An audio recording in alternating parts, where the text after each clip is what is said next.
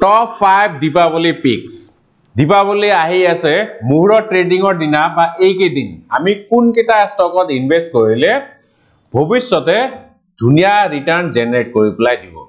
Yate moi 5ta company naam kom aru ei company keta moi ene andazat nai koa moi pura research kori pelai uliaisu kihor karone ekita stock investmentor karone upojogi. So eta ke moi gutei kita stock apnalogok kom apnaloke khali video to shekoleke sabo aru skip nokorake sabo. Aru jodi first time amar channel to visit kori ase updates Assamese by Rajiv please subscribe kori dibo aru logote bell icon to dobai dibo. Actually dudin man agote moi eitu video upload korisilu muhura trading or dina apni keneke trade koribo. So muhura trading jehetu eta hubo din sidna ami trade koribo paro aru long term or karone invest koribo paro. So eitu video বহুত কেজন subscriber ফ্রেন্ডে মোক request কৰিছে যে আমি কোন কেটা স্টকত invest কৰিম তাৰ কাৰণে এটা ভিডিও বনাম সো সেই কাৰণে আজিৰ ভিডিওটো মই বনাই আছো সো ব্লগ তেতিয়া হলে সময় নষ্ট নকৰি পেলাই আমি এটা এটাকে জানি লওঁ কোন কেটা স্টকত ইনভেস্ট কৰিলে আমি ফিউচাৰত ধুনিয়া ৰিটাৰ্ণ জেনাৰেট কৰিব পাৰিম ঠিক আছে প্ৰথম স্টক মই যোনটো বাছি উলিয়াইছো হেতু হল টাটা মোটৰছ কিয় কাৰণ year ending ahi ase December to huge discount paboe tar agote Deepawali samoyot kintu Tata Motors e ba jiman automobile company ase sobe kiba noha kiba offer die so ami hetur karone bat chai ro noy ne so বহুত মানে এনেকা অফাৰৰ কাৰণে ৰৈ থাকে আৰু offer যেতিয়া আহে তেতিয়া গাড়ীখন কিনে আৰু Tata Motors ৰ কিছুমান ভেৰিয়েন্ট আজিকালি বহুত পপুলাৰ হৈ আছে যেনেকে Nexon or apni petrol version of pabo EV version of pabo electric vehicle Nexon EV to birat dhunia cholise aru riser feedback o bhal thik ase so private vehicle sector ot Tata Motors or naam ase moi financial skinio olop kom kintu tar agote basic fundamentals kini moi apnalokok olopman gai disu tar pisot ase Harrier ase Tata Punch ase ekita variant bahut bhal cholise market thik ase aru EV segment Electric vehicle segment or Tata Motors India number 1 hoy ase India Tata Motors or EV segment or 78% market share which is huge otike future le Tata Motors or growth to bhal hobo lage sei karone moi etu stock basi loisu aru iyar moi fundamentals olopman koi diu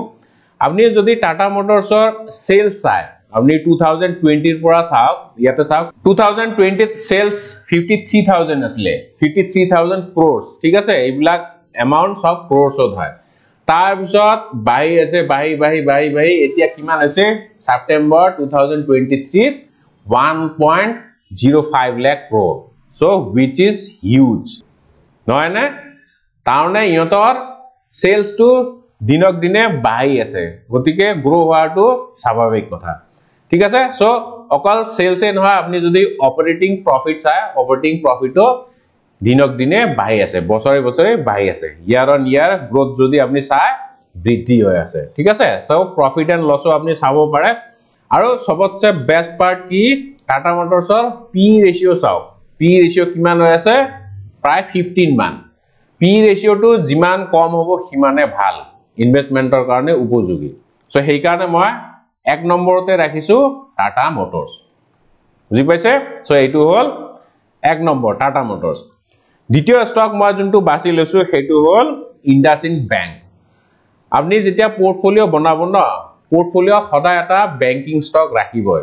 কাৰণ banking এ অলপমান আপোনাৰ পোৰ্টফোলিওক হেজিংৰ সুবিধা দিব hedging মানে সুৰক্ষা ঠিক আছে so ব্যাংকিংৰ stock এটা ৰাখিবই লাগিব আৰু ব্যাংকিং সেক্টৰৰ ভিতৰত এটো প্ৰাইভেট সেক্টৰ ব্যাংক হয় ইন্ডাসইন্ড ব্যাংকৰ পাৰফৰম্যান্স বিৰাটে ধুনিয়া মানে কম্পেয়াৰ্ড টু আদাৰ ব্যাংকস ইন্ডাসইন্ড ব্যাংকৰ পাৰফৰম্যান্সটো মই ভাল দেখিছো ইয়াতেও যদি আপনি চাই ৰেভিনিউ 2020 ৰ পৰা যদি চাই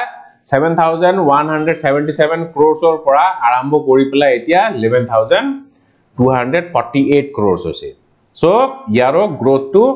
দিনক দিনে বা ইয়াৰ অন ইয়াৰ বাহি আছে দেন ব্যাংকিং সেক্টৰৰ এটা ইম্পৰ্টেন্ট ফ্যাক্টৰ আপনি চাব লাগিব হেতু হল এনপিএ নন পারফর্মিং অ্যাসেট জিমান কম হয় হিমানে ভাল ঠিক আছে সো ইয়াতে আপনি নেট এনপিএ টু চাওক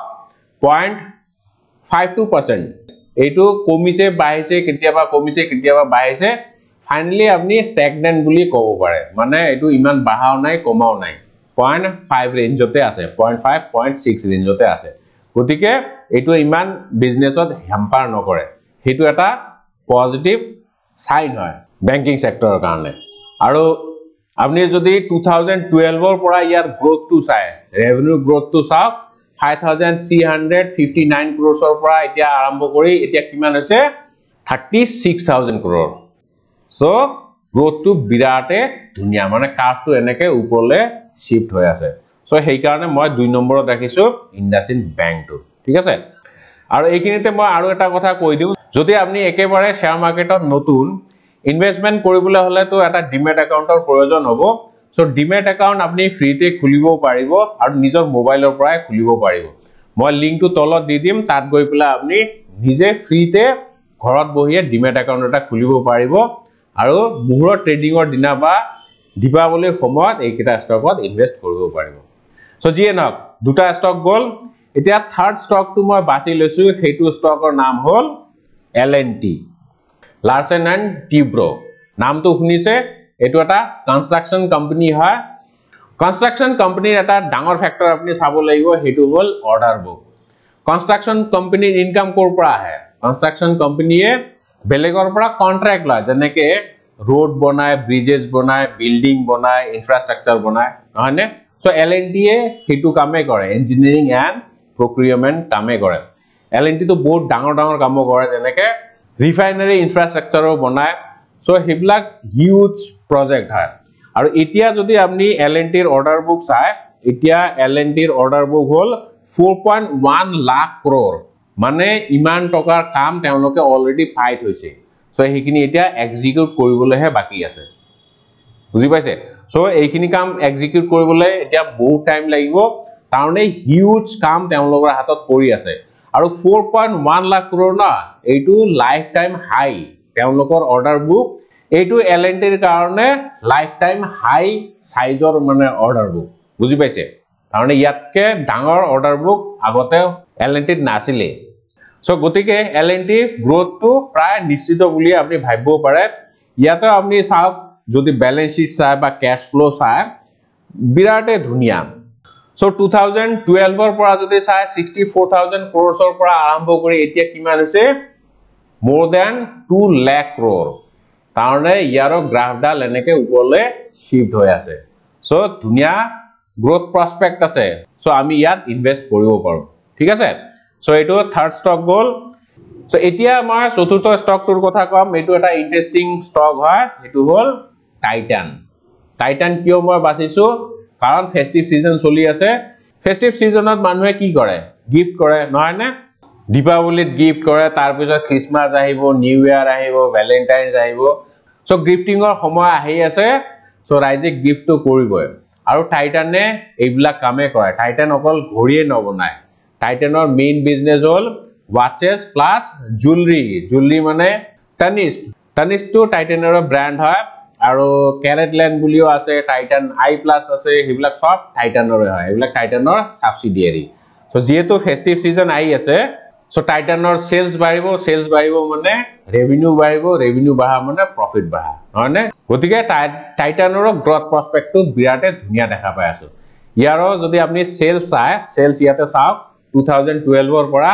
8800 crores ৰ পৰা আৰম্ভ কৰি এতিয়া কিমান আছে 46000 crore সো ইয়াৰো সেলস কাৰ্ভটো ওপৰলে শিফট হৈ আছে ঠিক আছে মই ইয়াতে অকল সেলস আৰু ৰেভিনিউটো দেখাই আছো এনে তো বহুত ফ্যাক্টৰে চাব লাগে কিন্তু ইয়াৰ স্লাইটলি এটা ডিসএডভান্টেজ এইটোৱে যে টাইটানৰ এতিয়া পি কিমান 88 তাৰনে কোম্পানীটোৰ ষ্টক প্ৰাইস অলপমান এক্সপেন্সিভ হৈ আছে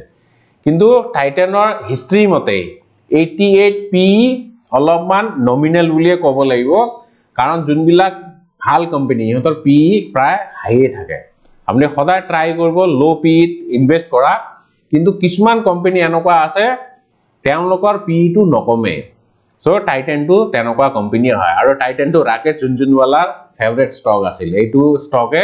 ৰাকেশ ঝুনঝুনৱালাক বহুত পইচা ইনকাম কৰি দিছে সো যিয়ে নহওক Titan to 4th number, and 5th stock to hold BSE. A2 hold last but not the least Bombay Stock Exchange. আৰু এইটো stock মই কিহৰ কাৰণে বাছি লৈছো এইটো stock বাছি লোৱাৰ এটা কাৰণ এইটো হল এতিয়া বহুত মানুহে ডিমেট একাউন্ট খুলি আছে মই ডিমেট একাউন্ট খোলাৰ যোনটো গ্ৰাফ এটো দেখাই আছো ইয়াতে মই 2013-14 ৰ পৰা আৰম্ভ কৰি 2021 লৈকে NSDL আৰু CDSL ৰ ৰেকৰ্ড মতে ডিমেট একাউন্ট ওপেনিং ৰ আপনি গ্ৰাফ টু চাও দিনক দিনে এটো বাঢ়ি আছে হয়নে 22 আৰু 23 এটোতো আৰু বেছি বাঢ়িছে এতিয়া যদি আপনি খুদে যে নাম্বাৰ অফ ডিমেট একাউন্ট কিমান আছে আমাৰ ইন্ডিয়াত সো 123 মিলিয়ন প্লাস মানে কিমান 12 কোটি ডিমেট একাউন্ট খোলা গৈছে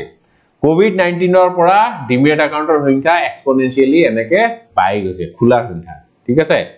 সো ডিমেট একাউন্টৰ সংখ্যা বঢ়া মানে কি BSE বা NSE ট্ৰেডিং অৰ ভলিউম বাঢ়িব নহয়নে ভলিউম বাঢ়িব মানে ইহঁতৰ আয়টো বাঢ়িব আৰু সবতছে ডাঙৰ এটা ফ্যাক্টৰ আছে হেতু মই কনসিডাৰ কৰিছো সেনসেক্স আৰু ব্যাংক এক্স এই দুটাত এতিয়া আপনি ডেৰিভেটিভ সেগমেন্টতো ট্ৰেড কৰিব পাৰে আৰু এই দুটা বহুত টাৰ্নওভাৰ জেনাৰেট কৰি আছে BSE ৰ কাৰণে সেই কাৰণে মই BSE টো বাছি লৈছো ঠিক আছে আৰু BSE ৰ মই অলপমান ফাইনান্সিয়ালসো কৈ দিও ফাইনান্সিয়ালসো বিৰাটে ধুনিয়া হয় BSE আপনি ইয়াতে চাওক কোৱাৰ্টাৰলি ৰিজাল্ট যদি চাই 2020 ৰ পৰা 2022 লৈকে 158 crores পৰা আৰম্ভ কৰি এতিয়া 260 crores হৈ গৈছে ঠিক আছে আৰু যদি আপনি ইয়াৰ অন ইয়াৰ গ্ৰোথ টু চাই সেলস গ্ৰোথ বা ৰেভিনিউ গ্ৰোথ হেতু বিৰাটে ধুনিয়া ইয়াতে চাওক 2012 ত 358 আছিল এতিয়া কিমান হৈছে 992 crore তাৰনে ইয়াৰ সেলস গ্ৰোথ টু বিৰাটে ধুনিয়া ঠিক আছে সো এইবিলাক কাৰণত মই এই পাঁচটা স্টক বাছি লৈছো আৰু এইকিটা স্টক অকল মুহূৰ্ত ট্ৰেডিং বুলিয়ে নহয় যেতিয়া আপনি চান্স পায় তেতিয়া কিনিব পাৰে আচ্ছা BSE মই এটা কথা কবলৈ পাহৰিলো হেতু হল P ৰেশিও টু মোর দ্যান 100 মানে এটো অলপমান এক্সপেন্সিভে হৈ আছে যদি অলপমান কারেকশন দেখায় কারেকশনত বাই কৰে তেতিয়া হলে আপোনাৰ কাৰণে বহুত ভাল হ'ব এতিয়া প্ৰাইসটো অলপমান এক্সপেন্সিভ দেখা গৈছে ঠিক আছে সো মই মুহূৰ্ত ট্ৰেডিং বুলিয়ে এই ভিডিওটো নাই বনোৱা সো যেহেতু মুহূৰ্ত ট্ৰেডিংৰ দিনা ইনভেস্ট কৰাটো হ'ব বুলি মানা যায় সেই উদ্দেশ্যে মই এই ভিডিওটো বনাইছো কিন্তু আপনি পিছতো এইকিটা স্টকত ইনভেস্ট কৰিব পাৰে কিন্তু হা এটা মই স্ট্যান্ডাৰ্ড ডিসক্লেইমাৰ দিব বিচাৰিম মই সেবি ৰেজিস্টাৰ্ড এডভাইজৰ নহয় গতিকে ডিসক্লেইমাৰ দিয়াটো মোৰ কৰ্তব্য হয় আৰু আজিকালি তো সেবিয়ে বিৰাট ষ্ট্ৰিক্ট হৈছে এইবিলাকত গতিকে মই ডিসক্লেইমাৰ দিছো যে মই এজন সেবি ৰেজিস্টাৰ্ড এডভাইজৰ নহয় বাট মোৰ এক্সপেৰিয়েন্স আছে হেতু ফালৰ পৰা হে মই এইকিটা স্টক বাছি উলিয়াইছো বা এইকিটা মই ৰেকমেন্ড কৰিছো আপনি ফটা ইনভেস্ট কৰাৰ আগতে নিজৰ ফাইনান্সিয়াল এডভাইজৰক কনসাল্ট কৰিবলৈ নেপাহৰিব সো জিয়ে নহক এতিয়া মোক শেষত কক মুহূৰ্ত ট্ৰেডিংটো আই আছে দেওবাৰে 12 নৱেম্বৰৰ দিনা সো সিদিনা আপোনালোকে কি ট্ৰেড কৰিব যদি ট্ৰেড কৰে তলত লিখক ইয়েস বুলি যদি নকৰে নো বুলি লিখিব সো এনিৱে আজিৰ ভিডিওটো ইমানে ভিডিওটো একেবাৰে শেষলৈ চোৱাৰ বাবে অশেষ ধন্যবাদ জয় আই অসম